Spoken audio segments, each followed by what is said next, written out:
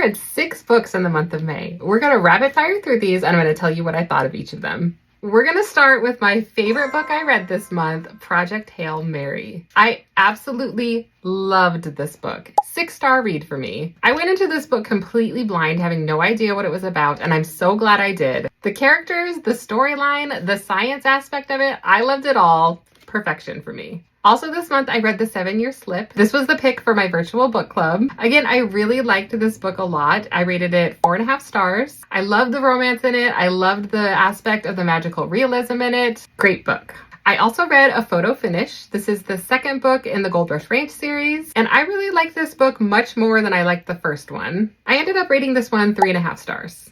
Okay, I also read the book Credence, and I hated it. This is not at all my usual genre. I knew going into it what it was, so I didn't expect to love it, and I definitely didn't. I rated this 2 stars. Now, I am glad that I did read it because it's been sitting on my shelf for a long time, and I really wanted to see what all of the controversy was about. Definitely wasn't for me, but I can see why other people would enjoy it. Now moving on to the books I read on my Kindle. I read an arc of the book Caught Up. This is the second book in the Into the Darkness series. So Lights Out is the first one, and then Caught Up. And I actually enjoyed this book a lot more than I expected I would. The spice was definitely spicing in this book, and I liked it more than I liked Lights Out. I rated this one 4 stars. Also on my Kindle, I read the book Shades of Fire. This is the second book in the Soul Magic series, and I read it as an arc. It comes out on June 10th, and I absolutely loved it. This book introduced dragons into the series, but I loved the journey in the storyline. I rated this one 5 stars. So those are all the books I read in May. Let me know if you read any of these and what you thought of them.